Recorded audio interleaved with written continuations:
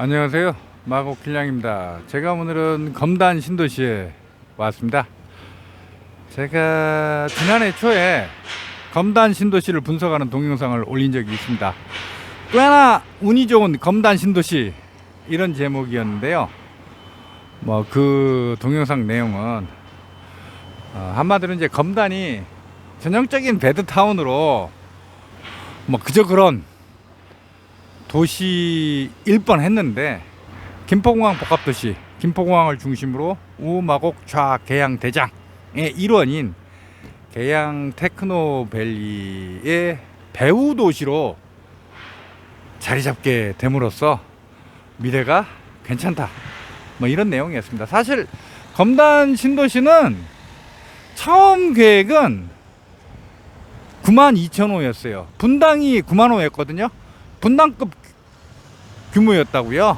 검단 신도시가 1, 2기로 나뉘어 있었는데 박근혜 정부 때 2기가 취소됐죠. 그때 하우스 푸어 시기여서 정부가 공급을 줄이려고 했던 탓도 있고, 이게 아마 토지 보상 과정에서 좀 잡음이 좀 많았을 거예요. 그런 거 겹쳐갖고 그렇게 됐었어요. 그래서 이런저런 우여곡절이 많아가지고 검단 분양이 굉장히 늦어졌어요. 처음 분양이 2018년인가 그때쯤이었던 것 같은데, 그러다 보니까 아주 운이 좋게 이른바 미분양 딱지가 붙지 않았어요. 그러니까 2017년 18년 그 무렵이면 김포 같은 경우는 한강 신도시 물량 워낙 쏟아지니까 정말 김포 하면 미분양의 무덤, 혹은 또 미분양의 천국이야. 정말 김포는 미분양이라는 딱지가 붙어가지고 그 이미지 씻어내는데 정말 고생을 했는데, 검단도 이제 일부 초기 분양 물량은 미분양이 나긴 났었어요. 그래서 미분양 관리 지역인가 그렇게 설정된 적도 있었는데 그게 잠깐이었다고. 곧 이어서 그 2019년 그 무렵부터 이제 서울 외곽에 이제 경기도 지역도 부동산 시장이 상승세로 돌아서면서 검단은 미분양 딱지가 붙지 않았죠. 그 정도 운빨이 있었던 정도가 아니라 예상도 못하게 계양 테크노밸리가 발표됨으로써, 계양 테크노밸리에서 검단 신도시가 직선 거리로 7km 떨어져 있거든요. 그러니까 계양 테크노밸리의 배후 도시라고요. 이건 검단에게 굉장히 운빨이 작용한 거예요. 그래서 결론을 미리 말씀드리면, 검단 신도시는 제가 봤을 때 그래도 중박 이상은 갈 것이다. 대박이 날지 안 날지 그거까지는 제가 장담을 못 하겠습니다. 자, 그래서 오늘은 제가 지난해 초에 검단 신도시 분석 동영상을 올렸었는데 시간도 좀 지났고, 무엇보다도 최근에 힐스테이트 검단 웰카운티, 거기 청약 경쟁률이 굉장히 높더라고요. 평균 80대 1, 전용 면적 99제곱미터 D형이던가 거기는 234대 1이나 되던데, 그런 일도 벌어지고 해서 검단 신도시를 다시 한번 분석해 보도록 하겠습니다. 언론 기사를 보니까 최근에 검단에서 청약한 게 한 3,000가구, 3,300가구 되는데 청약 신청한 사람이 한 9만 명이 넘었다고 해요. 그러니까 평균 경쟁률이 30대 1이에요. 이거 상당히 높은 거죠. 지금 현재 부동산 시장 분위기가 하수상하죠.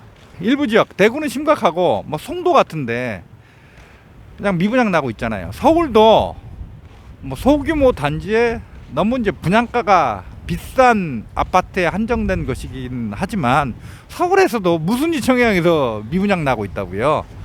그런 상황에서 이부망천 그런 말이 따라다니는, 아무튼 인천에 속한 검단에서 청약 경쟁률이 평균 30대 1이 나왔다. 이거 주목할 만한 사건이죠. 물론 이제 가장 큰 이유는 분양가가 착하니까.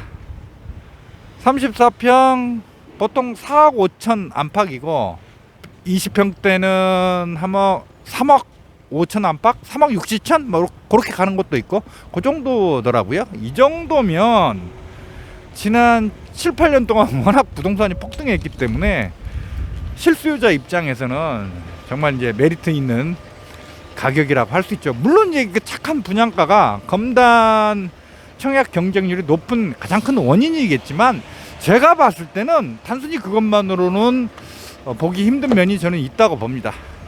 제가 봤을 때는 검단 신도시 입지가 괜찮아요. 이유는 뭐다? 김포공항 복합도시의 일원인 계양 테크노밸리의 배후도시다. 계양 테크노밸리로부터 직선거리 7km밖에 떨어져 있지 않다. 제가 봤을 때는 이겁니다. 부동산 카페를 보면 검단 관련해서 많이 나오는 말이 몇 가지가 있어요. 어떤 건 이제 검단을 긍정적으로 보는 시각에서 하는 말이고, 어떤 건 검단을 부정적인 시각에서 보고 하는 말인데, 제가 봤을 때는 초점이 정확하지 않은 말이에요. 그 얘기를 해볼까 해요. 검단을 긍정적으로 보시는 분들이 가장 내세우는 게 GTX예요. GTX. 그러죠? GTX 지난다. GTX D죠. 김부선이 될지 김영선이 될지. 더군다나 이번 대선 기간에 윤석열 당선자가 김부선을 혹은 김영선을 김하선으로 만들겠다고 공약을 했기 때문에, 또 이 양반이 당선됐으니까 또 기대들이 아주 많으세요. 근데 제가 봤을 때는 그게 있으면 좋지만 그게 검단 가치의 근본은 아니라고 봅니다. 자, GTX 한창 인기 좋을 때는 뭐 GTX 지나기만 하면 천지개벽된다. 경기도나 인천지를 할지라도 GTX 지나기만 하면, 역 생기기만 하면 서울 시내 안에서 강남 3구 외에 다른 지역은 이겨먹을 수 있다. 거기를 능가한다. 뭐 이런 말이 상식처럼 떠돌아왔었죠. 그러나 어때요? 지금 부동산 시장 지난해 추석 이후로 하락상하니까 GTX 라인이라고 떴던 곳 많이 가라앉았잖아요. 이미 동탄, 송도 이런데 제가 봤을 때는 이미 GTX 거품은 빠지고 있는데, 안 그래요? GTX D역이 과연 인천 지하철 연장선 검단 지나는 뭐 101역에 생길지, 102역에 생길지, 103역에 생길지 현재로서는 정확히 알 수가 없죠. 부동산 카페 보면 검단 주민들 사이에 정말 논쟁이 심하죠. 논쟁 정도가 아니지 갈등이 심하지. 싸움 엄청나게 벌어지고 있어요. 다 자기가 사는 곳, 자기가 청약 당첨된 곳에 GTX D역이 생겨야 된다 이거죠. 그러나 GTX 지난다고 천지개벽 되지 않습니다. 지나면 좋은 건 사실이에요. 그러나 천지개벽은 안 돼요. 그건 분명해요. 그리고 윤석열 당선자가 김부선 혹은 김영선을 김하선으로 만들어 주겠다라고 공약을 했는데, 제가 봤을 때는 그거 실행할 가능성 아주 희박합니다. 왜냐하면 김하선은 서울지하철 2호선, 9호선, 7호선하고 나란히 달려요. 물론 노선 사이에 간격은 벌어져 있지만 현재 서울 지하철 2호선 빼놓고 나머지는 다 적자예요. 더군다나 앞으로 가면 갈수록 생산 가능 인구는 줄고 노령 인구는 급증해 가지고 지하철 적자가 더 확대될 겁니다. 현재 서울 지하철 적자의 가장 큰 원인이 노령 인구 무임승차 때문이에요. 이런 상황에서 김하선까지 만들면 서울 지하철 2호선도 적자 난다니까요. 제가 봤을 때는 하기 힘들어요. 그러니까 GTX D역이 자기가 사는 곳 혹은 자기가 청약 당첨된 곳에 생긴다면 그건 좋은 호재다 이 정도로 생각을 하셔야지, 그거 가지고 내 집값이 서울 강남 3구 다음이 된다 이렇게 장밋빛 환상을 품으시면 나중에 크게 실망하실 겁니다. 부동산 카페를 보면 검단 신도시 관련해서 부정적으로 말씀하시는 분들이 가장 대표적으로 하는 말이 물량이 너무 많다는 거예요. 물량이. 지금 검단 신도시가 지금 7만 5천 세대거든요. 지금 검단에 이미 입주한 거 그리고 청약 끝난 거 다 합치면 얼마나 되지? 한 1만 세대? 1만 5천 세대 되려나? 1만 5천 세대로 잡는다고 하면 이제 6만 세대가 남아있죠. 앞으로 분양 물량이. 거기에다가 검단 신도시 동북 쪽이 김포 원도심이잖아요. 원도심 쪽도 뭐 재건축 재개발도 하고 지주택 사업도 많이 벌어지고 해가지고 거기도 앞으로 한 2, 3만 세대 공급할 거예요. 대장 신도시 2만 세대, 계양 테크노밸리 1만 7천 세대, 창릉 신도시 3만 8천 세대. 대곡 역세권 개발 언제 사업 착수할지 모르겠지만 거기도 뭐 한 뭐 7천에서 1만 세대. 다 합치면 얼마야 이게? 다 합치면 적게 잡아도 15만 세대고요. 조금 크게 잡으면 거의 20만 세대 가까워요. 18만 19만 세대 되겠구나. 이 물량이 너무 많아가지고 검단 집값 나중에 가격 유지하기 힘들다 이렇게 이제 부정적으로 보시는 분들이 또 많습니다. 그러나 저는 생각이 달라요.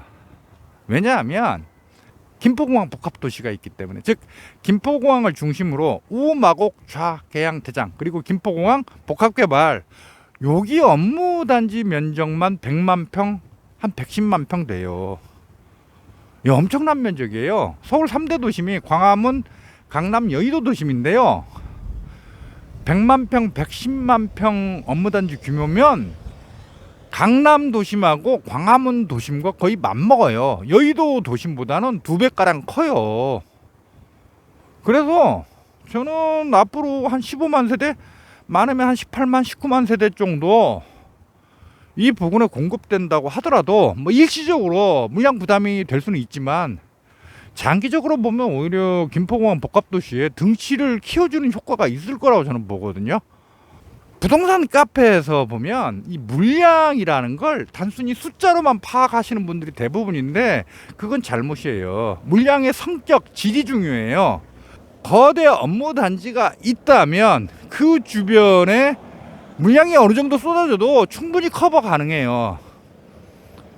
그러나 배드타운인 곳에 거기에서 2만 세대, 3만 세대만 쏟아져도 그 지역 집값이 엄청나게 타격을 줘요. 그걸 생각을 하셔야지 무조건 절대적인 물량 숫자만 보고 부정적이다? 그건 잘못이라고 봅니다. 그러지 않아도 제가 지난해 붓카페에서 어떤 분하고 이제 논쟁을 벌였는데 그분이 마곡지구 앞으로 폭망할 것이다 라고 주장했는데 주요 논거가 뭐였냐면 공급 물량이 앞으로 너무나 많다는 거예요. 자기가 계산해 봤더니 마곡지구 그 주변에 앞으로 공급 물량이 그 양반은 뭐 20만 호라고 주장을 하더라고. 20만 호 정도 된다. 20만 호 쏟아지면 이거 마곡 엠벨리 집값 똑같 된다. 이게 이 양반 주장이었거든요. 근데 저는 반박을 했죠. 마곡 업무단지 외에 김포공항 복합도시 업무단지 규모가 100만 평, 110만 평이기 때문에 15만 내지 20만 호 정도는 감당할 수 있다. 오히려 김포공항 복합도시에 덩치를 키워주는 효과가 있다. 저는 이렇게 주장을 했었거든요. 여러분들 어떻게 보십니까? 저는 제 말이 맞을 거라고 생각을 합니다. 그러니까 중요한 건 물량의 성격이에요. 물량의 질이라고 절대적인 숫자만 가지고 어느 지역에 물량 폭탄 쏟아진다 이렇게 보실 필요는 없습니다. 지금 눈앞에 인천 지하철 1호선 101역 공사 현장이 보이네요. 검단에 청약을 고민 중이시라면 무조건 지하철역에 가까운 곳에 붙으세요. 검단은 이후에 어쨌든 결국 배드타운이기 때문에 지하철 역세권이냐 아니냐가 집값에 나중에 굉장히 큰 영향을 주게 될 겁니다. 굉장히 커요. 물론 승용차로 출퇴근하시는 분도 있겠지만 지하철이 편리한 건 사실이니까. 그러고 보니까 힐스테이트 검단 웰카운티 이 청약 경쟁률이 높았던 게 거기가 이제 102역 부근이잖아요. 102역이 검단을 지나는 인천 지하철 1호선 연장선의 가운데잖아. 거기가 GTX D역이 생길 가능성이 높다고 보고 그렇게 청약 경쟁률이 높았나? 그런 면도 좀 있지 않을까? 물론 이제 분양가가 착한 것이 가장 큰 원인이겠지만, 근데 다시 한번 말씀드립니다만 GTX D역이 생기면 좋아요.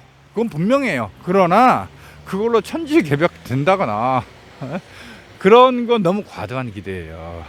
나 좋은 호재다, 뭐 그렇게 생각하시면 되겠습니다.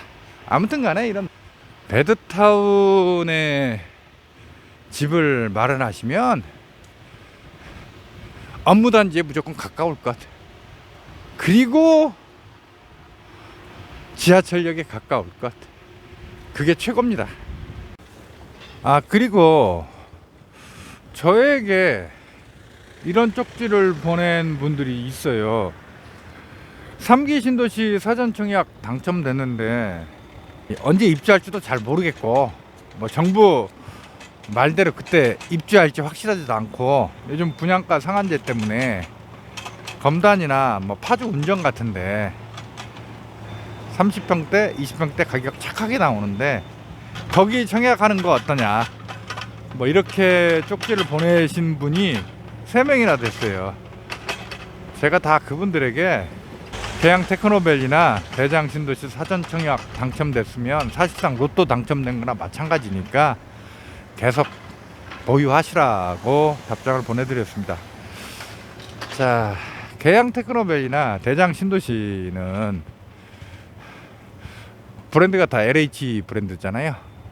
브랜드빨 딸리고 이제 공공임대도 많이 들어가 있고, 그러니까 민영 대단지 브랜드 아파트에 살고 싶다 이거 아닙니까?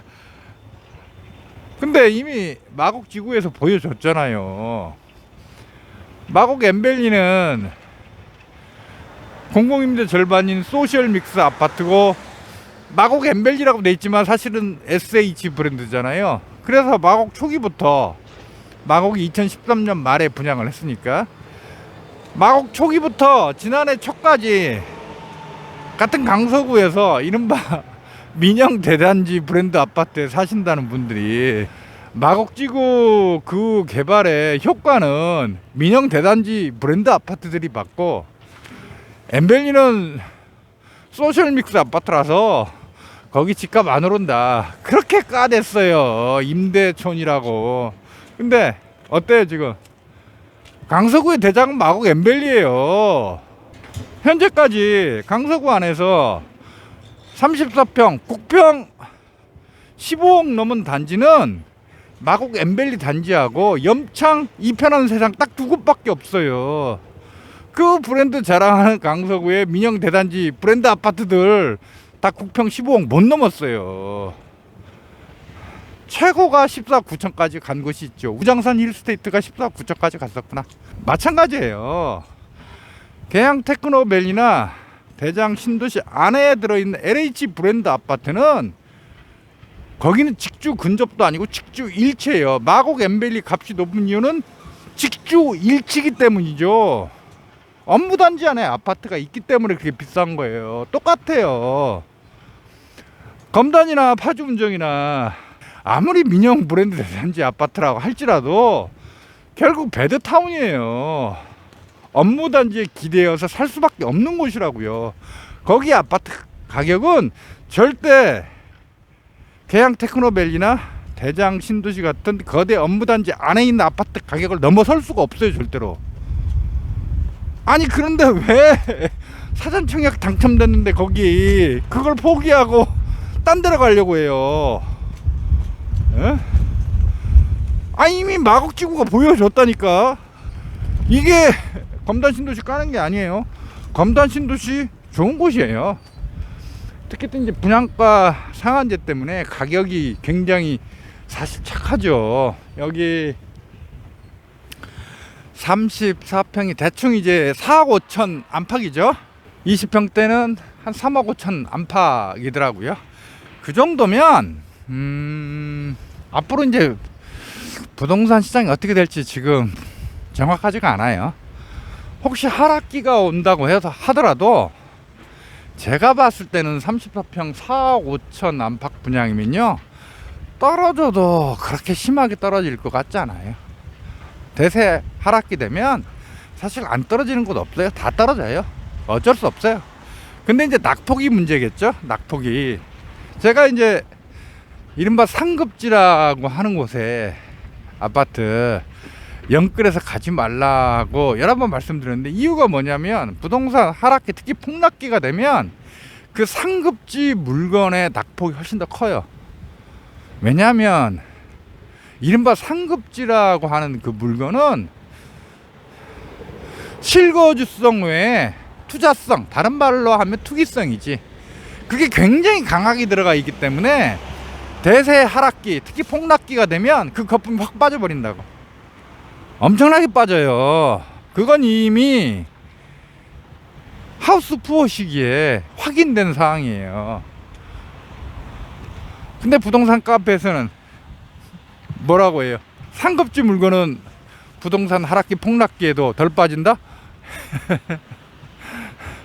과거 버블7 시기하고 하우스 푸어 시기를 겪어보지 못했던 사람들이 그런 소리 하는 거예요. 자칭 타칭 부동산 전문가라고 하는 사람들도 다 그런 소리 하죠? 왜 그런 줄 아세요? 그 사람들이 부동산 전문가가 아니기 때문에 그런 거예요. 지금 현재 자칭이든 타칭이든 뭐 언론에 나오고 유튜브 운영하면서 부동산 전문가라고 하는 사람들 가운데 2005년 무렵에 버블7 시기, 그 다음에 2010년에서 한 2012년 하우스 푸어 시기, 그때까지 가장 심한 하우스 푸어 시기였어요. 그 시절에 활동했던 사람들이 없어요. 그 시절 겪어본 사람이 제가 볼 때는 없어요. 물리적으로는 그때 살아 있었겠지. 하지만 부동산에 관심을 가지고 있었어야 그 시기에서 교훈을 얻을 수 있는 거지. 그분들은요, 제가 볼 때는 버블7 시기, 하우스푸어 시기를 제대로 겪어본 사람들이 아니에요. 그러니까 함부로 그런 소리를 하는 거예요. 상급지 물건은 부동산 하락기 폭락기도 낙폭이 적다. 거꾸로입니다. 상급지 물건일수록 부동산 하락기, 특히 폭락기에 더 많이 빠집니다. 단 상급지 물건이 좋은 건 어차피 부동산은 사이클을 그리기 때문에 나중에 회복기가 오거든요. 그럼 더 빨리 회복되고 그때 더 많이 상승해요. 더 치고 나갑니다. 그래서 상급지 물건이 좋다고 하는 거예요. 그리고 또 하나 중요한 거, 입지는 바뀝니다. 지금 상급지라고 하는 곳 10년 뒤에 가면 상급지가 아닐 수 있어요. 그거 분명합니다. 그건요, 버블7 시기에 이른바 버블7 7지역 있잖아요. 그 가운데 절반이 탈락했다니까. 버블7 시기에 그 7곳 가운데 지금 절반 정도만 여전히 상급지예요. 나머지는 버블7 시기에 비하면 유력이 굉장히 약화돼 있어요. 다 그런 거 감안하셔서 투자든 실거주든 하세요. 부동산은 기본적으로 움직임이 둔중해요. 흐름이 길다고. 사이클을 또 그려요. 하락했다가 회복했다가 상승했다가 다시 하락했다가 폭락했다가, 이런 과정을 계속 사이클을 그려요. 이제까지 이제 관례로 보면 뭐 정확히 이거다라고 할 수는 없지만 보통 한 7에서 10년 정도 주기로 이런 사이클을 그려요. 그러니까 한번 상승기였다, 폭등기였다 하면 그 다음에 하락기 왔다가 그 다음에 다시 상승 폭등기는 보통 7년에서 10년 뒤에 와요.